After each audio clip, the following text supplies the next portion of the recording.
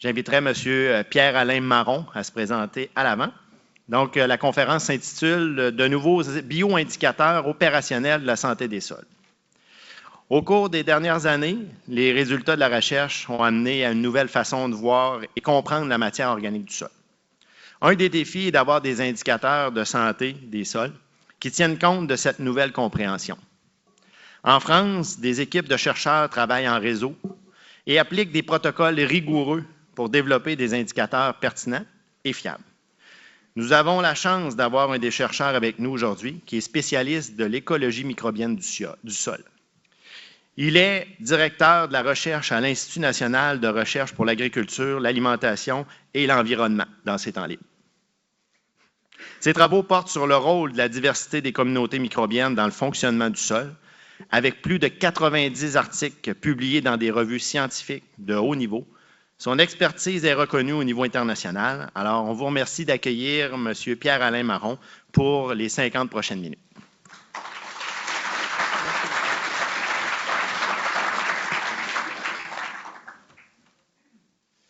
Merci beaucoup pour la présentation. C'est intimidant de s'entendre présenter comme ça. Hein. Et je remercie aussi donc Muriel pour l'invitation qu'elle m'a faite à faire cette présentation aujourd'hui et à toute l'équipe du CETAB qui m'a vraiment accueilli très chaleureusement. Et je suis heureux de me trouver aujourd'hui face à une salle aussi pleine. Sachez qu'il y a de plus en plus de manifestations en visio et je trouve que c'est dommage. On en parlait tout à l'heure, et donc ça fait vraiment plaisir de voir une salle pleine autour de thématiques comme celle qu'on va développer aujourd'hui.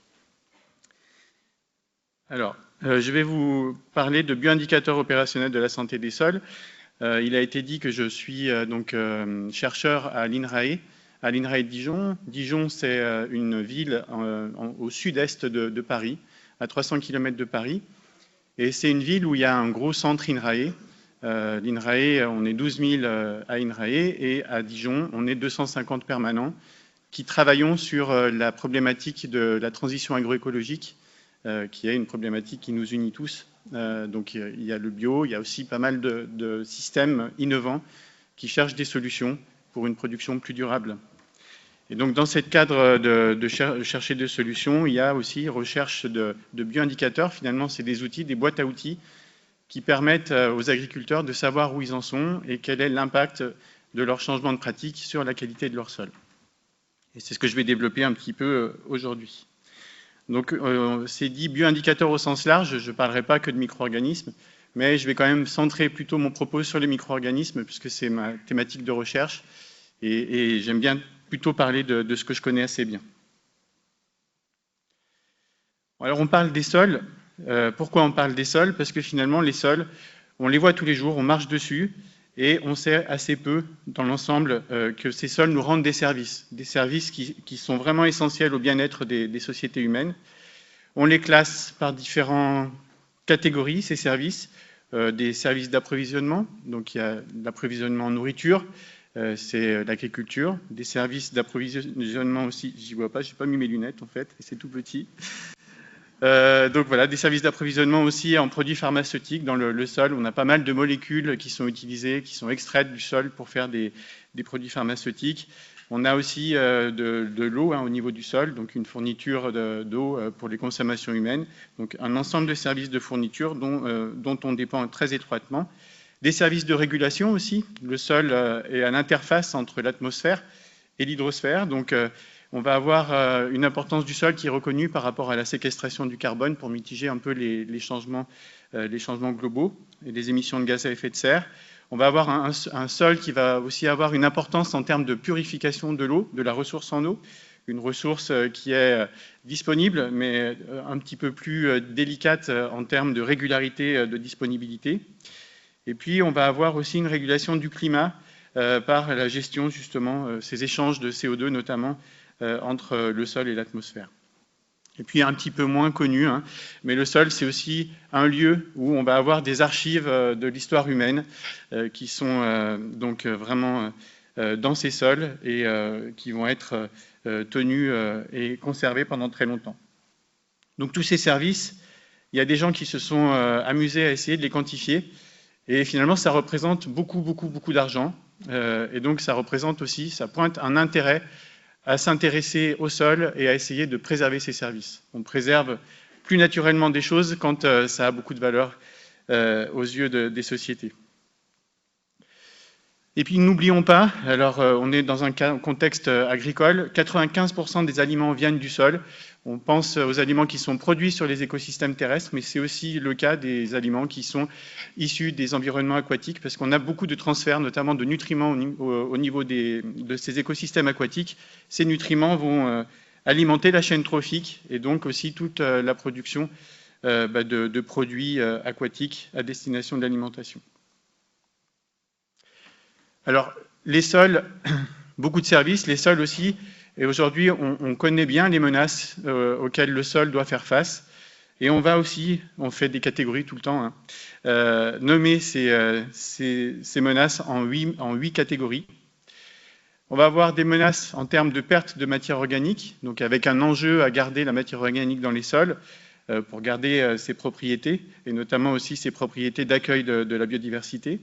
On va avoir des problèmes de salinisation, des problèmes de glissement de terrain et d'inondation, de perte de biodiversité, d'érosion, de contamination et d'artificialisation. Voilà, c'est la liste des 8 menaces auxquelles les sols sont soumis à l'heure actuelle. Ces menaces, elles affectent la qualité des sols. Alors on parle de qualité, on parle de santé, il y a pas mal de discours en ce moment qui ne se mettent pas d'accord sur la définition. Est-ce qu'on doit parler de qualité, de santé? Moi, je pense que, globalement, ça montre l'enjeu autour des sols. On s'interroge sur la meilleure façon de qualifier cet enjeu, mais l'enjeu est réel. Et donc, les conséquences de cette qualité des sols pour nos sociétés, elle est à différents niveaux. On va avoir une baisse des rendements agricoles, surtout dans le contexte de réduction des intrants. Donc, on a moins de leviers et cette qualité diminuée des sols va avoir un impact direct sur les rendements. On va avoir aussi des sols qui vont avoir des problèmes en termes de support de construction. On va avoir une baisse de la qualité de la production alimentaire, une baisse de la qualité de l'eau, une baisse de notre capacité à réguler les changements climatiques et puis aussi une baisse de l'altération du bien-être récréatif puisqu'on va avoir des sols qui vont être de mauvaise qualité, donc inaptes à supporter une production végétale. Donc ces conséquences, elles altèrent à la fois notre santé, mais aussi la qualité de notre environnement. Il faut y faire face. Et pour y faire face, on engage une transition. Alors on va parler d'agroécologie, il y a différents termes aussi, c'est comme qualité, santé des sols. En tout cas, c'est une transition vers des modèles de production qui sont plus durables. Avec l'enjeu, c'est de produire autant, voire plus, mais mieux. Mieux, c'est-à-dire de façon plus respectueuse de l'environnement. Et ça nécessite un changement de paradigme, un changement de vision du sol. Jusqu'à présent, on était beaucoup sur une vision de sol comme support inerte de production, c'est-à-dire qu'on avait un sol, on pouvait apporter des éléments à l'intérieur pour qu'il assure toujours les productions et la productivité végétale. Ça, c'est une vision qu'il faut dépasser aujourd'hui, et il faut envisager le sol comme réellement un écosystème avec un patrimoine biologique. Alors, on parle de patrimoine biologique, on en a parlé tout à l'heure, on va revenir dessus. Et aussi ce patrimoine, pas seulement en termes de patrimoine, c'est-à-dire en termes de diversité d'espèces, mais vraiment un patrimoine qui a un sens fonctionnel pour vos sols, c'est-à-dire un patrimoine qui va vous rendre des services, et notamment des services qui sont liés à la productivité agricole. Donc l'agroécologie, finalement, c'est quelque chose où on va se déplacer en termes de vision du sol. On va considérer le sol comme vraiment un habitat pour la biodiversité, et donc le sol et la biodiversité comme des leviers, des bras de levier pour créer des systèmes de culture innovants.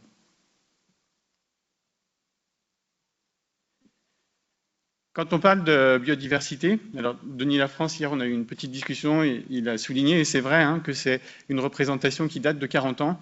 Quand on parle de biodiversité, on a tendance toujours à classer les organismes par taille. Et donc là, vous avez un classement qui date de 1979, et donc, mais qui reste actuel aujourd'hui, puisqu'on connaissait déjà les organismes qui peuplaient les sols à l'époque. On a juste depuis découvert qu'ils étaient encore beaucoup plus diversifiés que ce qu'on savait en 1980. Mais le classement reste valable. Donc vous allez avoir dans ce classement des organismes qu'on peut voir vraiment à l'œil nu, les plantes avec la partie racinaire. La partie racinaire, finalement, c'est une partie d'organismes du sol, de la plante. Vous allez avoir les petits mammifères qui vont vivre dans les sols. Vous avez des mollusques, les escargots, les limaces. Vous allez avoir alors, la star du sol. On a tendance à vraiment focaliser sur les vers de terre. Tout le monde veut des vers dans ses parcelles parce que leur rôle est reconnu depuis longtemps et puis finalement c'est assez facile à observer les vers de terre. Et puis au plus on va vers, donc c'est la gauche, on va être sur des organismes de plus en plus petits qu'on va perdre de vue. On va être sur des organismes comme les colamboles, les nématodes, et on va finir sur les plus petits que sont les bactéries et les champignons microscopiques donc invisibles à l'œil nu. Toute cette biodiversité, elle représente 30% de la biodiversité terrestre totale. On parlait de 30%, il y a eu des réactualisations de ces estimations, on est plutôt autour de 60% de la biodiversité terrestre qui vit dans les sols. Donc c'est une biodiversité qu'on ne voit pas pour la plupart, mais c'est vraiment une biodiversité qui représente un réservoir très important de vie. Et de ces 30-60% de diversité, on n'en connaît que 10%, donc il y a encore beaucoup de choses à faire pour aller jusqu'à l'identification des espèces qui sont dans nos sols. C'est dans les organismes les plus petits qu'on trouve les organismes les plus diversifiés. On va, au niveau des bactéries, avoir jusqu'à 1 milliard de bactéries par gramme de sol, qui représentent 1 million d'espèces. On va avoir plusieurs tonnes de vers de terre par hectare.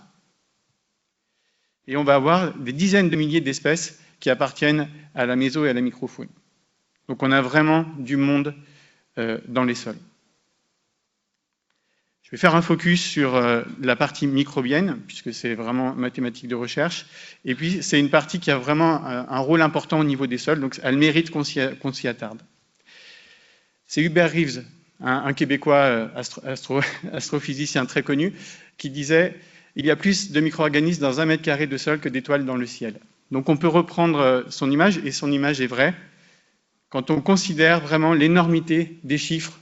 1 gramme de sol, c'est une petite phalange de petits doigts, et on a des dizaines de milliers d'espèces microbiennes qui vivent dans ces sols. On revient sur cette notion de réservoir de diversité microbienne de la planète. Ce réservoir, il est dans les sols. C'est un vrai patrimoine naturel. Et en termes de diversité, c'est important, mais en termes de biomasse, c'est aussi important. On voit ces organismes microscopiques, on a tendance à penser qu'ils sont microscopiques, donc ils ne représentent pas grand-chose en termes de vie.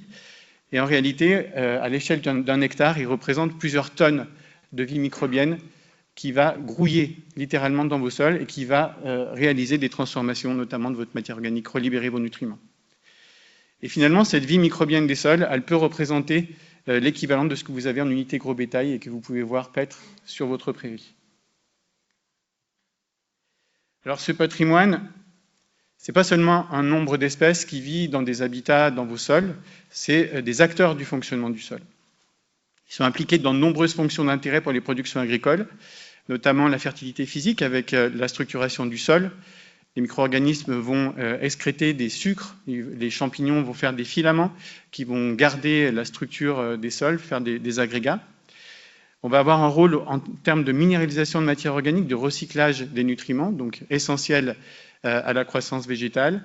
On va avoir aussi un rôle de cette microflore en termes de dépollution. Les micro-organismes sont capables de consommer la plupart des polluants des sols. Alors pas tous, mais on a toujours dans la diversité microbienne des espèces qui vont être capables de dégrader les molécules qu'on met dans les sols. Le problème après c'est une histoire d'échelle de temps en fonction des molécules qu'on va appliquer dans les sols. Et puis ces micro-organismes vont jouer aussi en termes d'exclusion compétitive. Quand on a des niveaux de diversité importants dans les sols, on peut avoir des mécanismes de lutte contre l'implantation de pathogènes, et ça, je vais y revenir juste après. Alors voilà, pour vous illustrer tout ça, des expériences qu'on a fait au laboratoire. Les micro-organismes, ce sont donc des organismes microscopiques qui se développent très vite. Et à ce titre, c'est vraiment un modèle intéressant en termes d'écologie pour tester des hypothèses, parce qu'on peut les manipuler très facilement. Et on n'a pas à attendre des générations pour voir les effets qu'on essaye d'observer. Donc, on a fait des expériences au laboratoire où on a manipulé la diversité microbienne du sol pour créer un gradient de diversité. On parle beaucoup de baisse de diversité, et ce qu'on voulait voir, c'est si en fonction du niveau de diversité du sol, eh bien, on va avoir un sol qui va réussir à maintenir son fonctionnement ou qui va être altéré sur les fonctions qui nous intéressent. Et dans ces expériences de manipulation de diversité, on a pu créer 3 niveaux de diversité. Un niveau de diversité élevé, un niveau de diversité moyen et un niveau de diversité faible dans un seul type de sol. Donc vous avez un sol avec des propriétés physico-chimiques données, et dans chaque niveau de diversité, vous avez le même niveau de biomasse microbienne, donc la même quantité de micro-organismes. La seule chose qui change, c'est le nombre d'espèces entre les trois niveaux. Et on a pu tester comme ça l'importance de la diversité pour différentes fonctions, comme la minéralisation de la matière organique. On connaît tous l'importance de ce processus pour la fertilité des sols. Ici, vous avez des courbes. La courbe rouge correspond à la libération de CO2 dans le niveau de diversité faible, et la courbe bleue à la libération de CO2 dans le niveau de diversité élevé. Et on voit bien qu'il y a un gradient de minéralisation de matière organique avec une baisse de la minéralisation qui suit la baisse de diversité microbienne. Cette baisse de minéralisation donc, s'accompagne d'une baisse de libération de nutriments, et donc on a voulu voir si ça avait un impact aussi sur la productivité végétale directement. Ici, vous avez deux lots, c'est des plants de tomates. Deux lots, un lot qui a poussé sur un sol avec un niveau de diversité élevé, un lot qui a poussé sur un sol avec un niveau de diversité faible. Alors, je n'ai pas le pointeur, mais si. Vous comprenez bien que c'est le niveau de diversité faible, et de l'autre côté, vous avez le niveau de diversité élevé, donc vous avez vraiment un écart de croissance qui est lié à la seule perte de diversité microbienne du sol. Cette perte de diversité sur la physiologie végétale, elle a aussi des répercussions. La plante va percevoir son environnement différemment en fonction du niveau de diversité du sol, et ça va l'aider à résister, à être plus résiliente à des stress hydriques notamment. Cette perte de diversité, on a également vu qu'elle avait une incidence sur la stabilité structurale du sol. Et ça, je vous montrerai juste après, donc je ne vais pas m'étendre. Et puis, on connaît tous le rôle du microbiote humain comme barrière à l'implantation d'espèces pathogènes. On a pu le redémontrer aussi au niveau des sols. Là, vous avez les courbes de maintenance d'une population d'un pathogène humain qu'on avait mis dans les sols. Donc, l'abscisse, là, c'est l'échelle de temps. Et ici, donc la courbe en bleu montre qu'on a une disparition du pathogène 5 jours après l'implantation, quand on a un niveau de diversité élevé, et que ce pathogène introduit, il va se maintenir jusqu'à 21 jours quand le niveau de diversité du sol est altéré. Donc l'effet barrière du tube digestif, il existe aussi dans les sols. Alors là, j'espère que ça va passer. C'est une petite vidéo parce que je peux vous présenter toutes les courbes qu'on veut.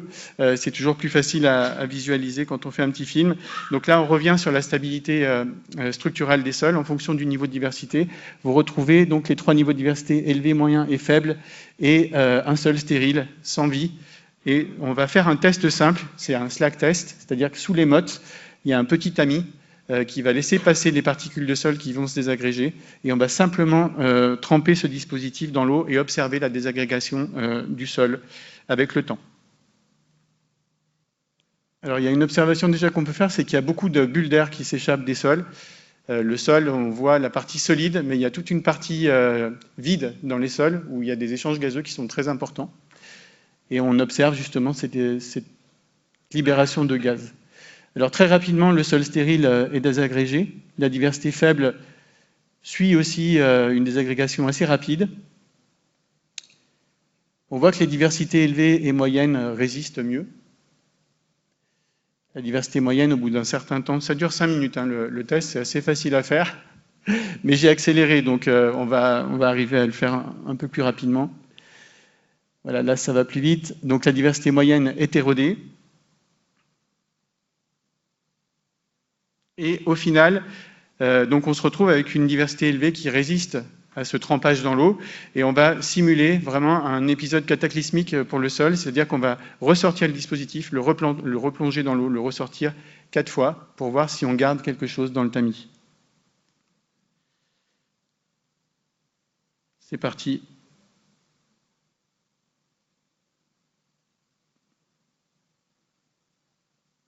Là, c'est vraiment violent pour un sol.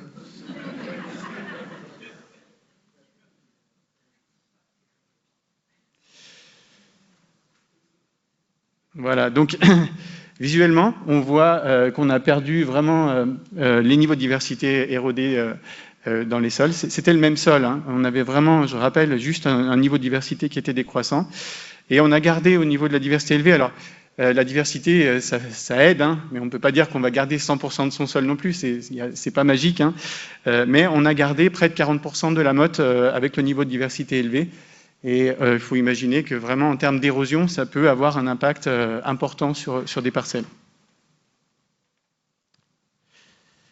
Dernière illustration. Moi, j'ai à cœur de montrer que la diversité joue un rôle, donc c'est pour ça que je vous montre des choses.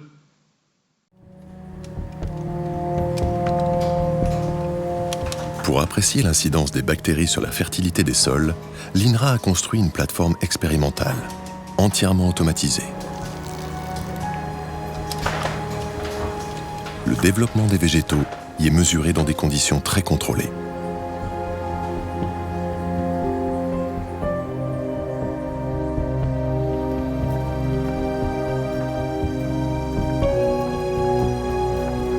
L'équipe de Lionel Rangeard fait pousser des plants de luzerne dans des pots remplis d'un sol dont elle dose le nombre et la diversité des bactéries. Au bout de 6 semaines de culture, on voit que dans le pot où on a un sol normal, on a une bonne croissance de la luzerne, et dans un pot où on a une diversité réduite de bactéries, eh bien, on a une croissance beaucoup plus faible de la luzerne. Et dans ces deux pots, où il semble que la luzerne soit plus développée que dans les deux pots précédents? Alors, c'est exactement la même expérience, sauf qu'ici, on a arrosé les plantes avec de l'engrais, et donc on a une augmentation de la croissance de la plante liée à l'apport d'engrais, et malgré l'apport d'engrais, on continue à avoir une grosse différence de croissance de la plante avec une plante qui pousse moins là où on a moins d'espèces de bactéries. L'expérience démontre que les bactéries ont une influence capitale sur la fertilité des sols. Plus ils abritent de bactéries, plus ils sont fertiles, qu'ils aient reçu de l'engrais ou qu'ils n'en aient pas reçu. Un sacré jeu d'acteurs, non? C'était pas mal. Hein. Tout ça quand même, donc pour vous illustrer que la biodiversité, c'est pas seulement un patrimoine, c'est vraiment quelque chose qui est fondamental pour le fonctionnement et pour la fertilité de vos sols. Donc j'espère que ces illustrations vous convainquent un petit peu. À partir de là, on a parlé de bactéries dans le reportage, mais ils font toujours des raccourcis. On est vraiment sur la vie microbienne, bactéries, champignons, qui est importante. Et donc tout ça, ça illustre l'importance de s'intéresser à ces micro-organismes dans un contexte de transition agroécologique. Et pour ça, pour s'intéresser à ces micro-organismes, on a besoin d'outils pour quantifier les micro-organismes en termes d'abondance et puis en termes de diversité microbienne. Et ces outils, on a eu du mal dans un premier temps à les développer. On était sur des méthodes de culture et il y a très peu d'organismes du sol finalement qu'on arrive à cultiver sur boîte de pétri. Donc c'était l'intérêt depuis Pasteur, hein, c'était de découvrir la vie microbienne. Mais pour les sols, ça reste des outils qui sont assez peu adaptés pour caractériser l'immense diversité dont on a parlé juste avant.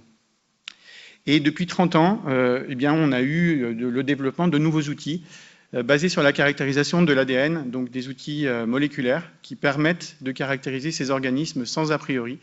De façon de cultiver ces organismes, on peut vraiment accéder à l'immense diversité microbienne des sols.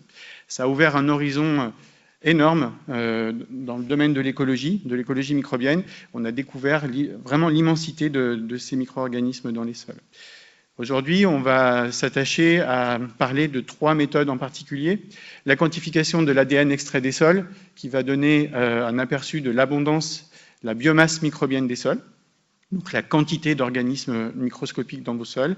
Vous allez avoir aussi des méthodes de quantification du nombre de bactéries et de champignons, et on va aller sur des ratios champignons sur bactéries. Et puis, on va aller sur des méthodes très poussées de séquençage au débit, qui permettent vraiment d'aller sur la caractérisation du nombre d'espèces présentes dans les sols et d'avoir la liste des espèces présentes. Ces outils-là, ils étaient chers au départ et ils se sont vraiment démocratisés très rapidement. Ça a permis justement à l'écologie de se développer, parce que le domaine de la santé les a développés. Le domaine de la santé, c'est quand même un domaine qui est très, très riche par rapport au domaine de l'écologie. Il a fallu qu'on attende un petit peu pour avoir les moyens d'appliquer ces outils en écologie des sols. D'où un petit retard, mais maintenant, c'est des outils qui coûtent raisonnablement pour qu'on puisse caractériser des sols avec. Et au niveau français, on a caractérisé le réseau de mesure de la qualité des sols. Donc on parle d'une opportunité stratégique. Je vais être un petit peu chauvin, hein. Désolé, c'est le côté français. On a la France que vous avez ici, avec un quadrillage de la France, 2200 points, qui était vraiment un quadrillage régulier. L'idée de ce quadrillage, c'est d'avoir une maille de 16 km de côté qui couvrait la diversité des sols et des usages, des grands usages des sols en France. Donc on va avoir une diversité, on le voit au niveau du triangle des textures, de sols importantes au niveau de la France. Et puis les grands usages, on va être sur des usages forêts, grandes cultures, prairies et vignes, arboriculture. Cet échantillonnage, au départ, il était là pour caractériser la physico-chimie des sols, faire un état des lieux de la qualité physico-chimique des sols et voir si cette qualité physico-chimique se dégrade ou s'améliore dans le temps. Ce n'était pas un échantillonnage prévu pour la biodiversité microbienne, mais les conditions d'échantillonnage permettaient d'appliquer nos outils moléculaires. Donc on a eu l'opportunité d'aller travailler sur ces échantillons et on a appliqué les outils dont je vous ai parlé avant pour caractériser l'abondance et la diversité des communautés de bactéries et des champignons. Ça nous a permis, alors encore un petit chauvin, hein, premier pays du monde à avoir des cartographies nationales de la microbiologie des sols. Ces analyses permettent vraiment de projeter une couverture microbienne à l'échelle du territoire national. Vous avez 3 cartes différentes. La première carte, donc, c'est la biomasse microbienne, l'abondance de ces micro-organismes. Vous avez la biodiversité bactérienne et la diversité des champignons. Les zones rouges, c'est les zones où on a beaucoup de biomasse ou beaucoup d'espèces de bactéries ou de champignons, et les zones bleues, c'est les zones où on n'est plus déprécié en bactéries et en champignons. Alors ces cartes permettent déjà de montrer que les sols ne sont pas morts. Et ça, c'est important, puisqu'on entend un peu de tout sur les réseaux et puis aussi dans les discussions avec des experts qui prétendent que les sols sont morts. Les sols ne sont pas morts. Par contre, on voit que d'un point de vue microbiologique, il y a des sols qui sont plus ou moins vivants, et c'est important de comprendre pourquoi. Alors, il y a des drivers naturels. Ça aussi, c'est important de comprendre ça, c'est-à-dire qu'il y a des sols. Le premier paramètre qui va gérer l'abondance et la diversité microbienne de vos sols, c'est ses propriétés physico-chimiques. Ces propriétés physico-chimiques, finalement, déterminent l'habitat dans lequel vont se développer les micro-organismes. Donc, si vous avez un sol sablo-acide, vous n'aurez jamais le niveau de biomasse microbienne d'un sol argilo-limoneux, par exemple. Ensuite, va se surimposer à cet effet sol l'effet des usages qu'on fait sur les sols. Et ici, vous avez l'effet des usages principaux, donc vignes, cultures, prairies et forêts, catégorisés pour la biomasse, la diversité bactérienne et la diversité des champignons. Ce qu'on a observé, donc, c'est qu'on a un effet de ces usages. Si vous regardez pour la biomasse, par exemple, vous avez moins de biomasse microbienne dans les systèmes de vignes et vergers par rapport au système de culture. Et, hop là, c'est au niveau des systèmes dits naturels, de prairies et de forêts, qu'on va avoir le plus de biomasse. Quand on va s'intéresser à la biodiversité, que ce soit la biodiversité bactérienne ou des champignons, on va avoir une tendance qui va être vraiment différente. C'est-à-dire que c'est au niveau des vignes et vergers qu'on aura une diversité de bactéries qui va être supérieure à celle des cultures, et les prairies et les forêts seront les milieux les moins diversifiés d'un point de vue microbien. Et puis on va retrouver la même chose avec des prairies et forêts qui sont moins diversifiées que les cultures, mais pour les champignons, des vignes et des vergers qui vont être dépréciés en biodiversité fongique. Alors ça, c'était au niveau de la découverte de ces résultats, c'était un peu contre-intuitif. On s'attendait à avoir des systèmes naturels qui abritent des sanctuaires de biodiversité, parce que c'est comme ça qu'on les reconnaît, les prairies et les forêts comme sanctuaires, mais ce n'est pas des sanctuaires de biodiversité microbienne, et ça s'explique par une loi écologique, finalement, qui est la loi de la perturbation intermédiaire. C'est une loi très simple qui va dire que dans un milieu très peu perturbé, finalement, on a une élection d'un petit nombre de populations, parce qu'elles sont vraiment adaptées à ces conditions favorables. Quand on a un écosystème... Je me vois ?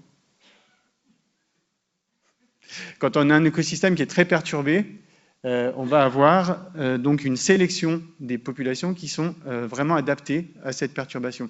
Et entre ces deux niveaux de diversité faibles et élevés, on va avoir des conditions de perturbation intermédiaire qui vont permettre une coexistence d'un plus grand nombre d'espèces. J'ai perdu le diaporama, mais ce n'est pas grave. Donc si vous vous souvenez, on avait une augmentation de diversité bactérienne qui suivait un gradient des forêts, voilà, qui suivait un gradient des forêts jusqu'aux vignes et vergers, alors que les champignons en vigne et verger, on voit qu'on est de l'autre côté et on est vraiment sur des phénomènes de sélection parce que les champignons, ils sont très sensibles, notamment au travail du sol et puis à l'apport des fongicides qui sont très fréquents dans ces milieux. Alors, on a des outils qu'on a pu appliquer en moyen débit, avoir des cartes nationales, identifier des drivers de l'abondance et de la diversité des bactéries et des champignons. C'est des outils, finalement, qu'on a voulu pousser et pousser jusqu'au développement de bioindicateurs de qualité des sols. Et on l'a fait pour les indicateurs dont je vous ai parlé avant, l'abondance et la diversité des bactéries et des champignons. Comment on a fait? On a récupéré les jeux de données de biomasse et de biodiversité à l'échelle nationale et puis on a produit des modèles qui permettent d'estimer, de prédire le niveau d'abondance et le niveau de diversité de bactéries et de champignons dans un sol en fonction de ses propriétés physico-chimiques. Donc pour chaque sol, on va pouvoir, avec le modèle, prédire une valeur de référence. La valeur de référence est vraiment spécifique d'un sol donné, elle va dépendre des propriétés physico-chimiques. Ensuite, on va aller mesurer le niveau d'abondance et de diversité microbienne sur le terrain, et on va repositionner la valeur mesurée par rapport à cette valeur de référence. Si on est dans le vert, on va considérer que les pratiques agricoles améliorent la qualité microbiologique. Si on est dans le orange, c'est-à-dire entre cette valeur seuil critique de moins 30%, c'est parce que c'est à partir de moins de 30% de baisse de diversité qu'on avait vu des pertes de fonction des sols. Donc si on est entre la valeur de référence et cette valeur critique, on va être en période orange, c'est-à-dire non critique mais à surveiller. Et puis sur des valeurs vraiment dépréciées d'abondance et de diversité, on va être sur du rouge, c'est-à-dire qu'on a vraiment altéré la microbiologie des sols avec des conséquences potentiellement sur le fonctionnement.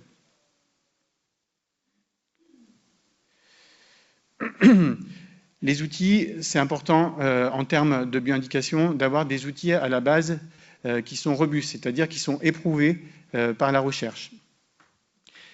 Après l'outil vient le diagnostic, c'est-à-dire on va se servir de l'outil, l'outil va nous donner toujours une valeur. Une valeur, elle vaut ce qu'elle vaut rien si elle n'est pas associée à une méthode d'interprétation. Il y a des bases au diagnostic. On va de la base la plus simple, c'est-à-dire qu'on va faire un diagnostic en termes de détection, présence-absence. Ça peut marcher pour des détections de pathogènes notamment. Ça peut permettre un diagnostic. Il est là, il n'est pas là. Mais on est vraiment sur quelque chose de binaire et qui va se limiter à des applications qui sont vraiment ciblées. Ensuite, il y a un diagnostic que vous pouvez avoir sur le terrain qui est vraiment un diagnostic lié à du dire d'expert. C'est vraiment un diagnostic qui peut avoir de la valeur. Ce qu'il faut voir, c'est qu'il repose sur l'expérience de l'expert que vous avez en face de vous, et il faut lui faire confiance à cet expert. Donc, la moindre des choses, c'est de s'informer sur l'origine de son savoir, l'origine de son expertise. Il y a beaucoup d'expertise sur le terrain par expérience, il y en a qui reposent sur pas grand-chose. Ensuite, il y a l'approche comparative, c'est-à-dire, c'est ce qu'on va faire notamment sur un site expérimental, ou alors si vous avez une parcelle et vous voulez voir si vos pratiques améliorent la qualité du sol, vous allez avoir une situation de référence, et puis vous allez comparer les autres parcelles par rapport à cette situation de référence. Vous pouvez le faire à un temps donné, vous pouvez le faire aussi dans le temps, c'est-à-dire que vous avez votre parcelle et puis vous regardez son évolution dans le temps. Finalement, la parcelle, c'est son propre référentiel et vous allez voir si vous améliorez ou si vous détériorez les propriétés. Ça permet vraiment un diagnostic aussi, ça. Mais quid de la référence, c'est-à-dire qu'on part d'une référence dont on ne sait pas toujours dans quel état elle est. Et voilà, donc il y a cette limitation à l'état de référence qui va souvent être déterminé a priori, sur des critères qui sont assez subjectifs. Et puis il y a ensuite le référentiel. Un référentiel, c'est-à-dire qu'on a une base de données associée à l'indicateur et qu'on va faire tourner des outils mathématiques qui vont permettre de déterminer la valeur normale de l'indicateur. C'est ce que je vous ai présenté avant avec ces valeurs de référence qui sont déterminées à partir du jeu de données issu du RMQS. Ça permet un diagnostic objectivé et générique. Donc on n'a plus besoin de référence, on n'a plus besoin de dire d'expert, c'est vraiment quelque chose qui est assez objectif. Le souci de ces approches-là, c'est le référentiel. Donc quand on propose aussi des indicateurs et qu'on propose des indicateurs associés à des référentiels, renseignez-vous sur l'origine du référentiel, la représentativité du référentiel qui est associé à l'indicateur qu'on vous propose. Ces indicateurs, ils ont été développés dans le monde de la recherche et l'enjeu, ensuite, c'est de le transférer au monde agricole. Et ça s'est fait dans le cadre notamment de plusieurs projets de recherche participative, donc des recherches qui impliquent à la fois des chercheurs et des agriculteurs, pour transférer les outils qu'on a développés, dont je vous ai parlé juste avant, et voir si les agriculteurs veulent et peuvent s'en emparer. L'idée, c'est vraiment d'équiper les agriculteurs afin qu'ils puissent évaluer l'impact de leurs pratiques sur la biologie des sols. L'étape 1, donc, de projets comme ça, c'est de constituer un réseau d'agriculteurs. Dans ce projet-là, qui était le projet Agrineuve, on avait un réseau de 250 agriculteurs qui venaient des grandes cultures et de viticulture. Ensuite, c'est de faire une formation sur la biologie du sol pour qu'on voit collectivement de quoi on parle. Et ensuite, de parler des indicateurs, leur présenter les indicateurs, les valider avec eux. Les chercheurs arrivent avec plein de bonnes idées. Et notamment dans ce projet-là, les agriculteurs ont dit ça, non, ça, non, ça, oui. Ils ont fait leur marché en fonction de leurs questions, en fonction de la capacité à s'approprier les indicateurs qu'on leur présentait. Donc il y a des indicateurs qu'on croyait être très performants et finalement qu'il n'était pas tant quand on arrivait au seuil de l'agriculteur qui faisait son choix. On est parti sur ce projet sur des indicateurs de microbiologie, des indicateurs associés à la nématofaune et des indicateurs associés au lombric. C'est les trois classes d'organismes que je dirais plus avancées en termes de référentiel d'interprétation. Et c'est ces classes-là sur lesquelles nous, on essaie de s'appuyer quand on fait des diagnostics de qualité biologique des sols. Ce transfert au monde agricole, il a montré, on allait ensuite sur une parcelle par agriculteur, donc il y avait près de 250 parcelles qui ont été analysées dans ce projet-là. Et voilà les résultats d'agrégation des valeurs d'indicateurs sur chaque parcelle. On représente par camembert, encore peut-être un côté français, vous aurez pas mal de camembert dans la présentation d'après pour présenter les résultats. Vous avez ici la répartition entre le orange, le vert et le rouge, donc les qualités écologiques des sols du réseau. Ce qu'on a vu, c'est qu'à nouveau, les sols agricoles ne sont pas morts. Donc on avait vu que les sols au niveau national n'étaient pas morts. Là, les sols agricoles ne sont pas morts. C'est-à-dire qu'on a des sols agricoles qui peuvent être dans le vert. Tous les sols agricoles ne sont pas dépréciés en vie. On a une petite partie de 10% sur ce réseau-là qui était dans un mauvais état microbiologique, mais on avait beaucoup de sols qui étaient dans le vert ou le orange. Un indicateur qui était important pour nous, c'était de voir si les agriculteurs, ça a duré 2 ans le projet, de voir si les agriculteurs qui avaient adhéré au début nous avaient suivis jusqu'à la fin. C'est-à-dire qu'ils avaient gardé l'intérêt pour la thématique. Et il y a 97% des agriculteurs, il n'y avait pas de menace, on les a gardés, ils étaient là parce qu'ils voulaient, 87% des agriculteurs qui sont restés jusqu'au bout. Donc ça, c'était vraiment un indicateur intéressant. Et puis, suite au projet, on a fait une enquête pour voir si le projet avait servi à quelque chose, c'est-à-dire est-ce que les agriculteurs s'étaient emparés de ce nouveau diagnostic. Et pour 59%, ils ont déclaré avoir changé des pratiques sur la base de la nouvelle vision qui avait été apportée par le projet. Changer de pratique, c'est changer de pratique dans différents leviers principaux que sont le travail du sol, les rotations, les engrais chimiques, les engrais organiques, les pesticides. Et là, c'est les grandes, vraiment de façon très caricaturale, les grandes conclusions qui avaient été tirées à partir de ce projet. Donc avec un labour, travail du sol, c'est vraiment une grande variété de façons de travailler les sols. On va parler de labour, mais ça recouvre beaucoup de façons de faire, notamment du travail superficiel ou du travail profond avec retournement. Ce n'est pas du tout le même impact. Globalement, quand même, il faut savoir que le travail du sol a un impact négatif sur la qualité écologique des sols. Les rotations diversifiées, c'est quelque chose qui était ressorti comme positif par rapport à cette qualité. Les engrais chimiques avaient un impact négatif. Les engrais organiques amélioraient la fertilité biologique des sols. Et puis pour les pesticides, c'est pas qu'on refuse de se positionner, c'est juste que quand on s'attaque aux pesticides, des systèmes qui changent de pesticides, de façon de gérer donc la protection phyto, et c'est des systèmes qui ne changent pas que sur les apports de pesticides, ils changent aussi beaucoup d'autres leviers. Et donc, on ne peut pas tirer un effet pur de retirer ces pesticides-là. Globalement, quand même, on peut dire que les pesticides ne sont pas favorables à la biodiversité. Voilà pour ce projet. Là, maintenant, je vais finir avec un dernier projet qui nous tient à cœur au niveau dijonnais. C'est un projet qui s'appelle Prodige, un projet d'investissement d'avenir qui a été financé en 2020. Pour orienter la politique alimentaire du territoire de Dijon Métropole à l'horizon 2030. Donc l'ambition, c'est d'avoir ce cercle vertueux entre mieux produire et mieux manger. Et ce cercle doit servir de transformation du territoire, que ce soit en termes d'accès à une alimentation de qualité et aussi en termes de protection de la ressource sol. C'est un gros projet de près de 10 millions d'euros, donc avec plein d'actions qui sont intégrées dedans. Je ne vais pas vous en parler de chaque, hein, mais le projet, il est orienté sur l'alimentation. Donc on va avoir vraiment des actions dédiées à l'accessibilité de l'alimentation de qualité, l'acculturation justement à ces aliments que les gens ne sont pas forcément habitués à cuisiner. Notamment aussi l'accès en milieu hospitalier, l'accès à des personnes qui sont isolées à cette alimentation de qualité. Et puis, dans le projet, on est arrivé à caser une action sur la qualité des sols, avec l'idée qu'il n'y aura pas de transition alimentaire s'il n'y a pas également une prise en compte des sols en amont. Et donc, on a pu mettre l'action sol, qui comporte deux sous-actions, sol expert et sol mutation, sur lesquelles maintenant je vais rentrer en termes de résultats. Alors, l'action sol expert, c'est une action qui vise à caractériser la qualité des sols à l'échelle du territoire donc de Dijon Métropole. On va aller déployer un échantillonnage de 500 points sur l'ensemble du territoire, à la fois sur le système urbain et système rural, avec un tableau de bord d'indicateurs très performant dont on va parler après. Et ensuite, action sol mutation, qui a pour objectif de transformer le territoire. Donc, on va, avec le nouveau diagnostic qui sera apporté par l'action sol expert, sensibiliser donc les pouvoirs publics à l'importance des sols, et puis mettre en place une réglementation sur les sols, traduire la qualité des sols, notamment en valeur foncière.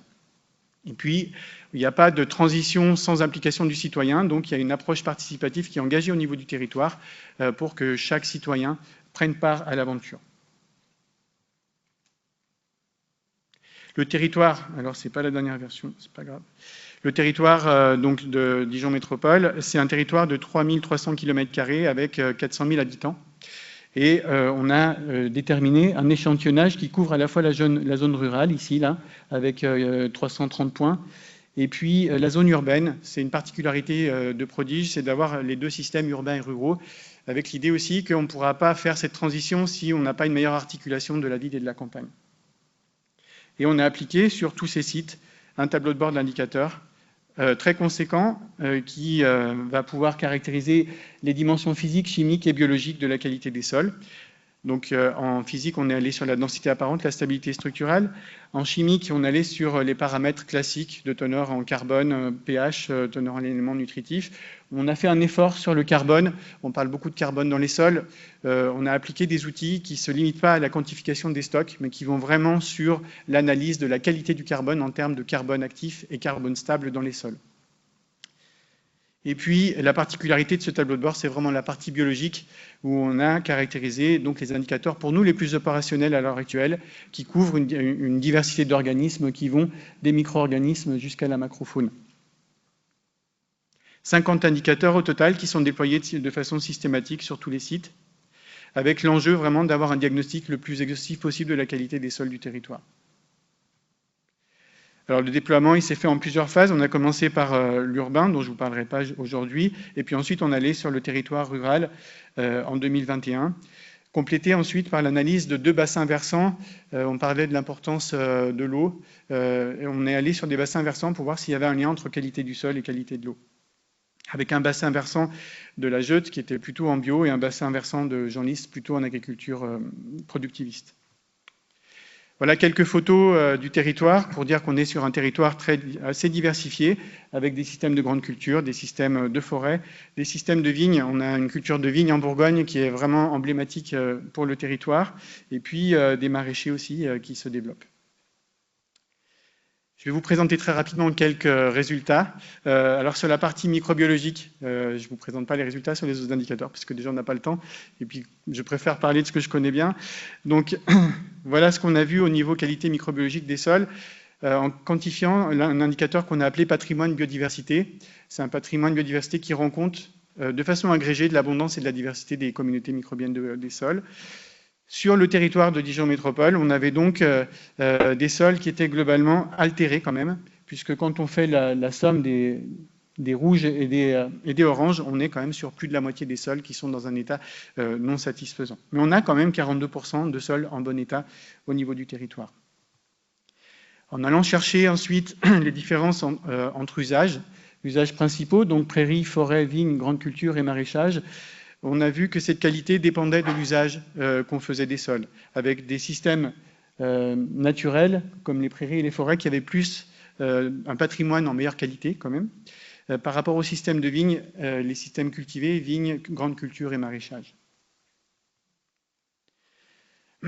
Ce patrimoine biologique, ensuite, on a essayé de faire un focus sur le système en grande culture, et on avait fait on a déterminé 4 grands itinéraires culturaux par des approches de classification. On a vu qu'il y avait 4 modes de gestion principaux des parcelles à l'échelle du territoire.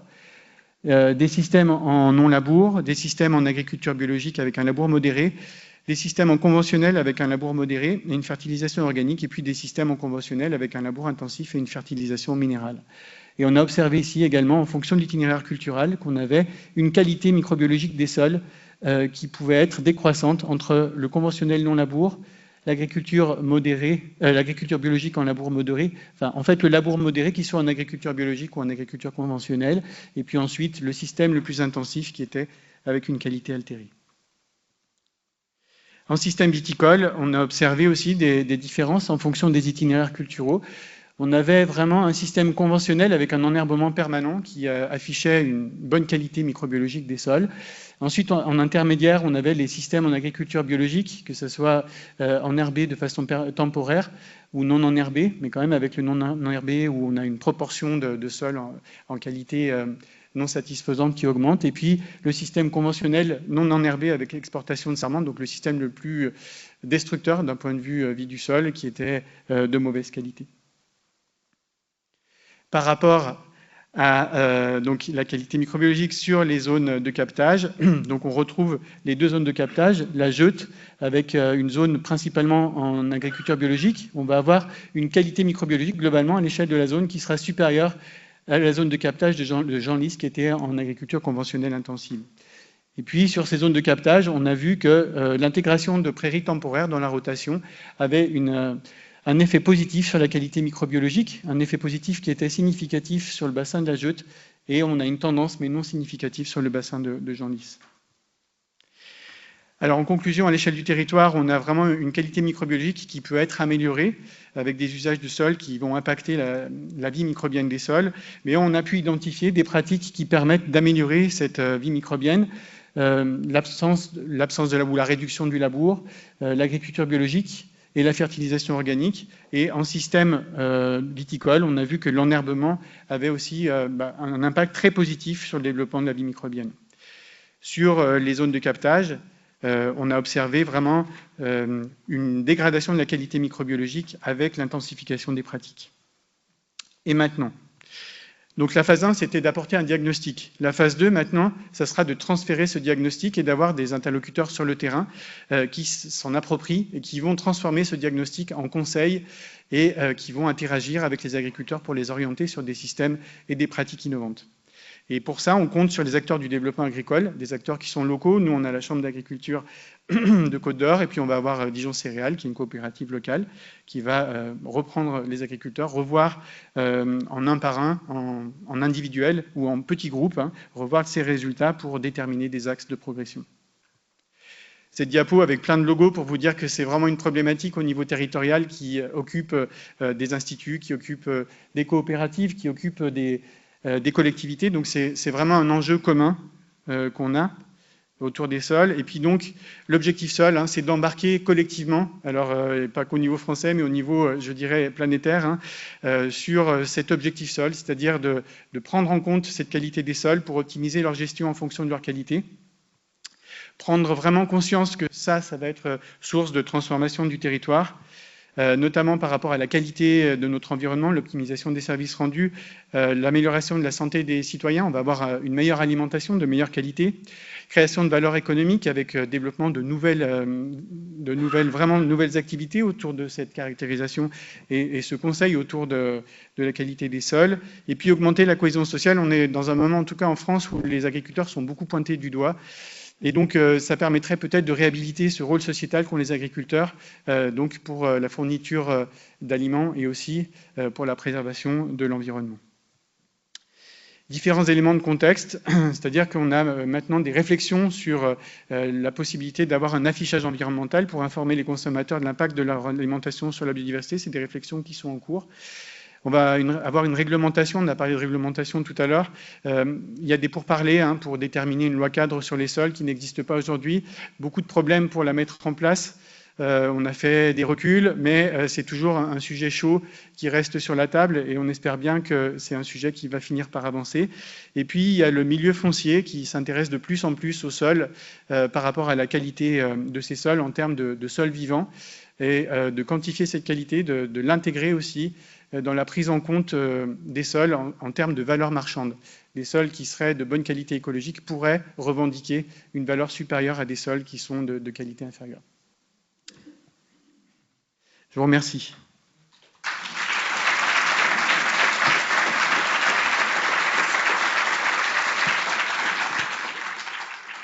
Merci beaucoup d'informations. On aurait le temps pour une question ou deux. Est-ce qu'il y a des questions dans la salle? Monsieur Ouellette. Merci. C'est intéressant. Je suis un producteur, par exemple, c'est beaucoup de matière, mais je suis préoccupé par les couverts végétaux. Vous n'avez pas beaucoup abordé ça. Peut-être c'est inclus dans les pratiques là, que j'ai vu, l'évaluation, où ce que c'était des rotations diversifiées. Sinon, vous avez parlé des surfaces enherbées. Je présume que c'est des couverts permanents.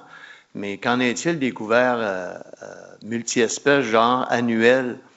Comment ici, on est tous en production bio. Plusieurs producteurs ont des pratiques de réduction de sol. Quelle influence ont les couverts végétaux sur la diversité et l'abondance, selon vous? Alors, je vais vous répondre. On a beaucoup d'études aussi qui se placent en système viticole où finalement il y a aussi une grosse problématique d'enherbement des parcelles par rapport à des problèmes d'érosion. Et ce qu'on observe, c'est, alors en système viticole et de grande culture, c'est-à-dire quand on a une couverture des sols, on a toujours une amélioration de la qualité microbiologique, mais pas que, de la qualité biologique des sols. Et ensuite, en fonction de la diversité du couvert, on va avoir un impact qui va être encore supérieur quand on sera sur des couverts diversifiés par rapport à des couverts monospécifiques. Et ce qu'on observe en vigne, on est allé sur des parcelles de vignes où on avait des enherbements avec du régras depuis 15 ans. Les viticulteurs étaient très fiers parce que l'enherbement se développait bien. On était vraiment type un golf, c'était magnifique. Quand on a fait les analyses sous ces couverts permanents, trop permanents, on n'était pas sur les meilleures qualités, le meilleur impact de l'enherbement. Ce qu'on a observé, c'est qu'on a un impact maximal de l'enherbement quand on a un enherbement qui est diversifié et quand on a un enherbement qui est relancé. C'est-à-dire quand on a des enherbements trop longs, on a des enherbements qui vont finir par dériver, avec des enherbements qui se développent en termes d'enherbement monospécifique et finalement un effet positif qui reste positif mais qui a tendance à être moins positif que d'autres types d'enherbement. Bonjour, merci beaucoup, c'est très intéressant. J'aimerais savoir, en plus des pratiques agricoles, est-ce que vous avez regardé l'impact de l'ajout de biostimulants sur les sols pour venir, tu sais, des fois compenser des pratiques qui sont un peu plus difficiles à éliminer? Alors, c'est la question qui revient sur les biostimulants. Il y a plein de biostimulants différents. Donc, il y a vraiment une gamme énorme de biostimulants. On ne peut pas tous les tester. Ce que je peux dire, c'est que sur les implantations de souches, finalement, nous, on a une vision qui est assez, pas négative, mais un petit peu de circonspection sur l'effet induit, dans la mesure où c'est des souches qui sont toujours préconisées, sans diagnostic préalable.